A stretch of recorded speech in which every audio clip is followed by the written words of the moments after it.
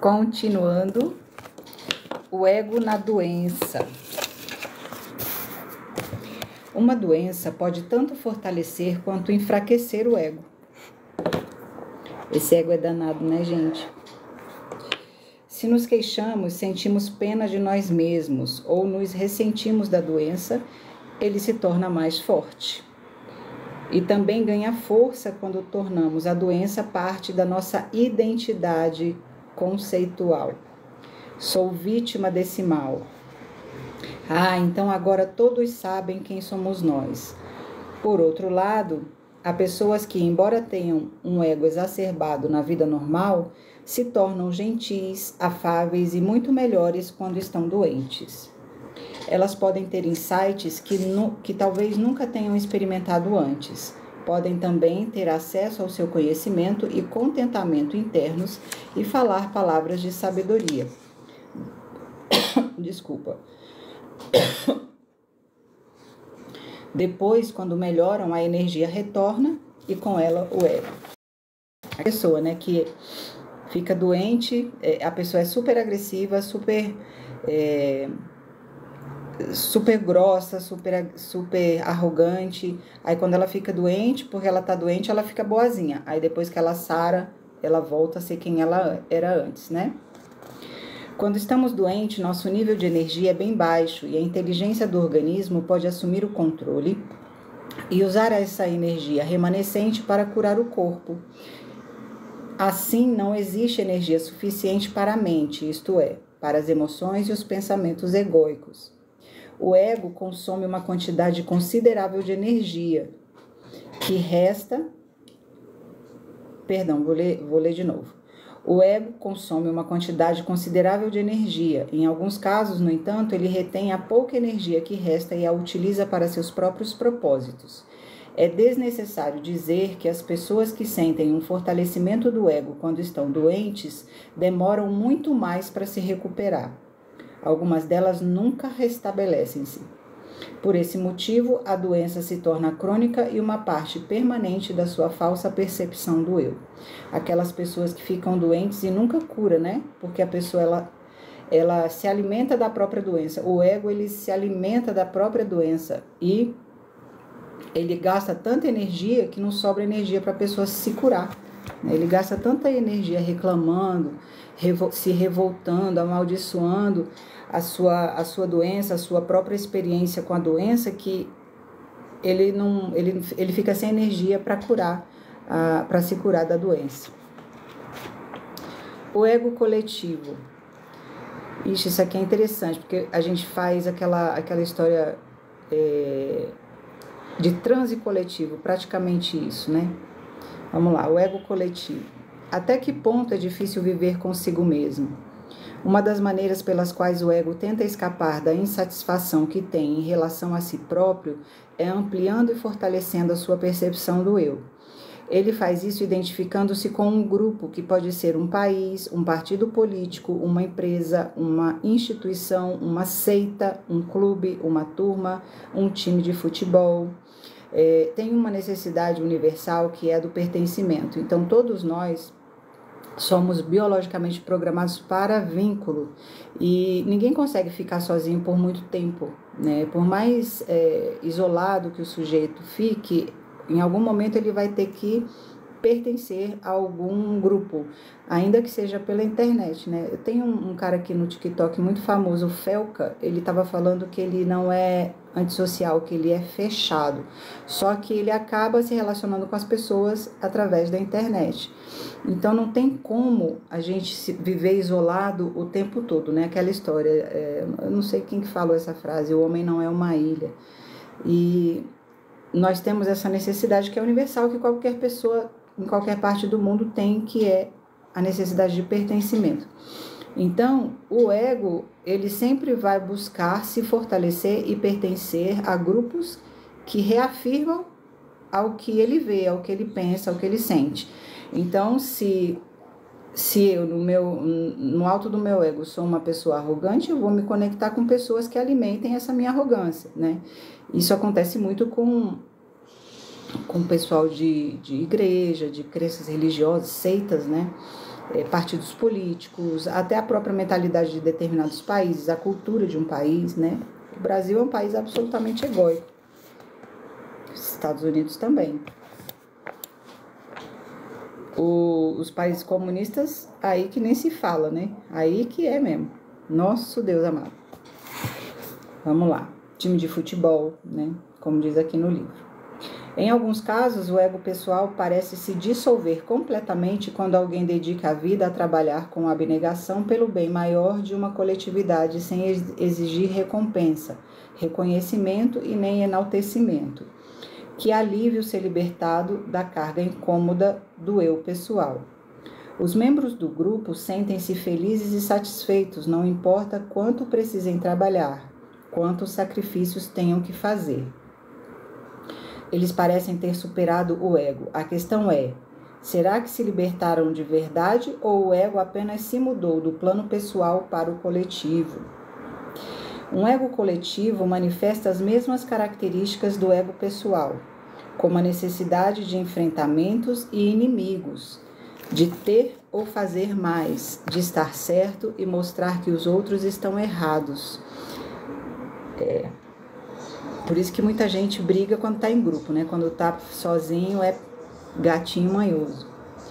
Cedo ou tarde, essa coletividade entrará em conflito com outras coletividades, porque busca inconscientemente o desentendimento e precisa de oposição para definir seus limites e, assim, a própria identidade. Isso é partido político, time de futebol, né? Acontece muito. Depois, seus integrantes experimentam o sofrimento, que é uma consequência inevitável de toda a ação motivada pelo ego. A essa altura, eles podem despertar e compreender que o seu grupo tem um forte componente de insanidade.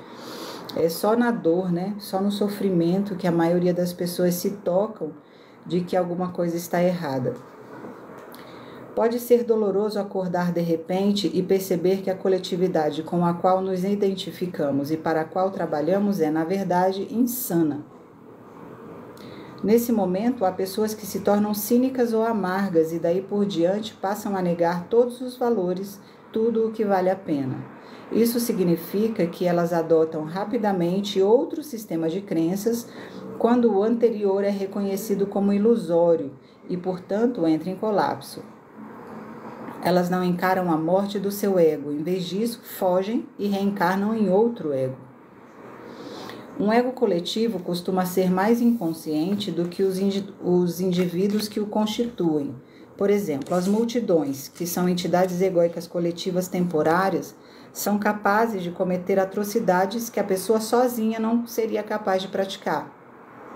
Vez por outra, países adotam um comportamento que seria imediatamente reconhecido como psicopático numa pessoa. À medida que a nova consciência for surgindo, algumas pessoas se sentirão motivadas a formar grupos que a reflitam, e eles não serão egos coletivos. Seus membros não terão necessidade de estabelecer sua identidade por meio deles, pois já não estarão procurando nenhuma forma para definir quem são. Ainda que essas pessoas não estejam totalmente livres do ego, elas terão consciência bastante para reconhecê-lo em si mesmas ou nos outros, tão logo ele se manifeste. No entanto, é preciso estar sempre alerta, uma vez que o ego tentará assumir o controle e se reafirmar de qualquer maneira. Dissolver o ego humano trazendo-o à luz da consciência.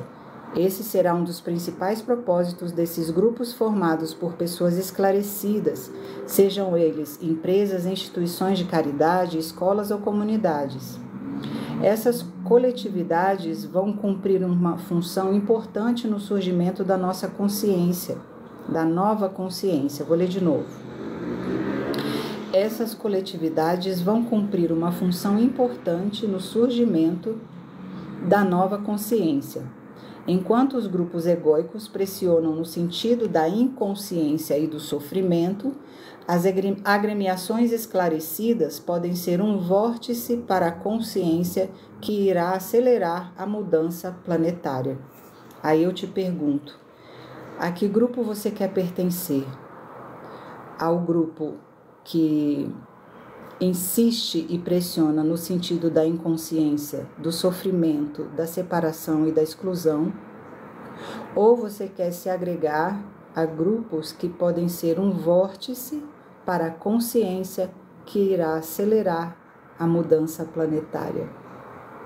É uma opção. Tudo vai doer. Mas permanecer no ego, a dor é permanente.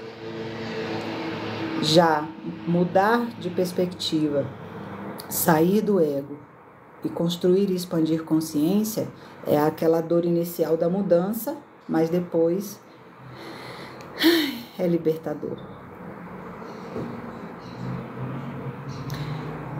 Mais um trechinho para acabar esse capítulo. Prova incontestável da imortalidade. O ego se estabelece por meio de uma divisão da psique humana, na qual a identidade se separa em duas partes que poderíamos chamar de eu e meu. Portanto, todo ego é esquizofrênico, para usar a palavra no seu significado popular, que designa personalidade dividida. Nós vivemos como uma imagem mental de nós mesmos, um eu conceitual com quem temos um relacionamento. A vida em si torna-se conceitualizada e separada de quem somos quando falamos minha vida. No momento em que dizemos ou pensamos minha vida e acreditamos nessa ideia, em vez de considerá-la uma mera convenção linguística, entramos na esfera da ilusão.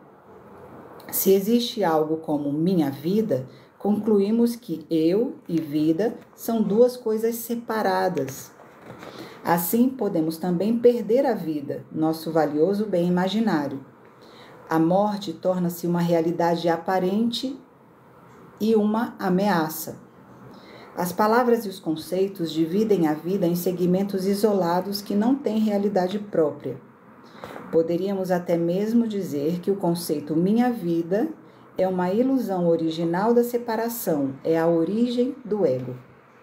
Por exemplo, se eu e a vida somos dois, se eu existo separado dela, então eu estou separado de todas as coisas, de todos os seres e de todas as pessoas. Mas como eu poderia existir separado da vida? Qual eu poderia existir dissociado dela, a parte do ser? É completamente impossível. Portanto, não existe algo como minha vida. E nós não temos uma vida, nós somos a vida. Nós e a vida somos um. Não é possível ser de outra maneira. Portanto, como poderíamos perder a nossa vida? Como poderíamos perder algo que nós não temos, algo que nós somos? Como poderíamos perder algo que nós somos? É impossível. Ai, meu Deus, como é bom ler isso, como é bom expandir a nossa consciência, como traz liberdade, como traz sentimento de que alívio. Vale a pena, gente. Um novo mundo, o despertar de uma nova consciência. A gente se liberta do ego e se torna a pessoa mais feliz. Menos ego, mais amor. Menos separação, mais união. Somos todos um. Quando tivermos consciência de que o ego é só uma visão de mundo distorcida e que nós somos muito mais que isso, a gente vai ser capaz de amar, a gente vai ser capaz de ter um mundo de paz, a gente vai parar de brigar, de competir, de agredir, de ser violento. Somente através do autoconhecimento é que a gente vai conseguir transformar o nosso mundo, tirando essa visão da violência, trazendo para uma prática do verdadeiro amor.